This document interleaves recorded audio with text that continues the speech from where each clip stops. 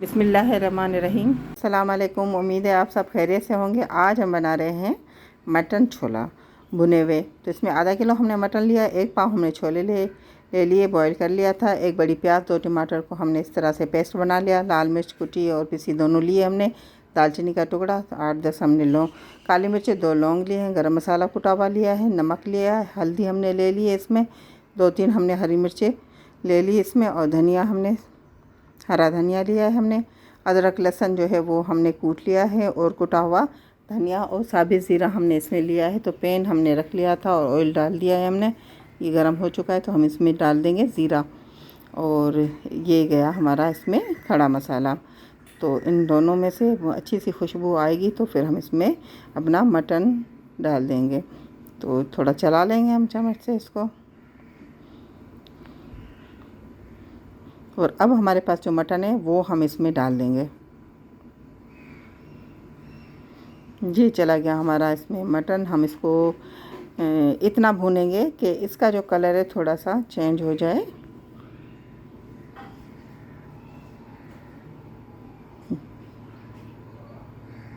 ये देखिए, हम इस तरह से इसको पलट लेंगे और अच्छे से भून लेंगे। 2 मिनट के लिए हमने सिर्फ इसको भूनना है, ज़्यादा नहीं भूनना, नहीं तो हमारा गोश्त सख्त हो जाएगा। और इसमें हम अदरक और लहसुन डाल देंगे। इसका जो कुटी हुई है हमारे पास वो हमने इसमें डाल दी।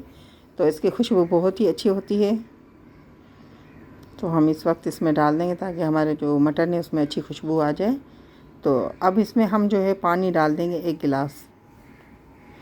ये 1 गिलास पानी चला गया। अब हम इसको पकाएंगे ढक के।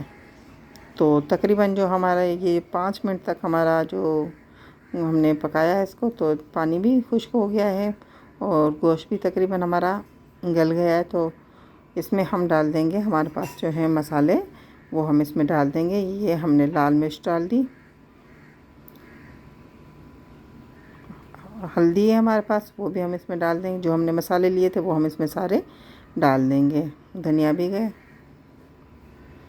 नमक डाल देंगे हम, और हम इसको इन मसालों में अच्छे तरह से अपने मटन को जो है भूनेंगे। ये देखिए, इस तरह से हमने मटन को अच्छे से भूना है।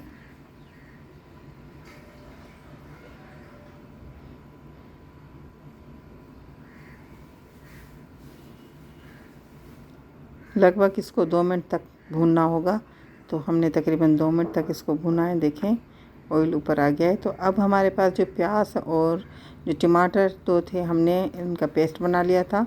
तो ये हमने इसमें शामिल कर लिए और हम इसको अच्छे से मिला लेंगे। अब हम इसको थोड़ा ढक के पकाएंगे ताकि जो हमने प्याज और टमाटर डाले हैं उसका पानी भी खुश्क हो जाए।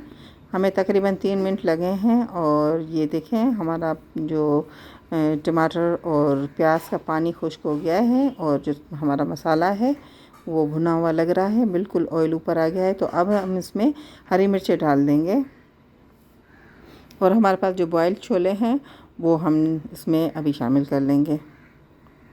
ये जो सालन है बहुत ही अच्छा बनता है, पराठे के साथ भी बहुत अच्छा लगता है, पूरियों के साथ अगर आप खाएं तो भी बहुत ही अच्छा लगता है। अब हमारे पास जो है हरी मिर्चें वो हमने इसमें डाल दी, और धनिया हमने डाल दिए।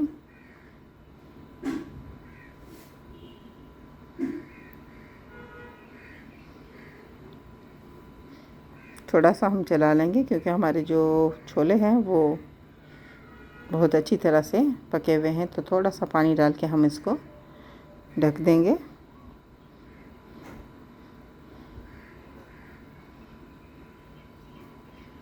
ये देखिए, हमारा जो सालन है तैयार है, बिल्कुल बिल्कुल भुना हुआ तैयार है। हमने इसको डिश आउट कर लिया है। आपको मेरी रेसिपी पसंद आए तो लाइक शेयर ज़रूर करें। दुआओं में याद रखें। अल्लाह हाफ़िज़।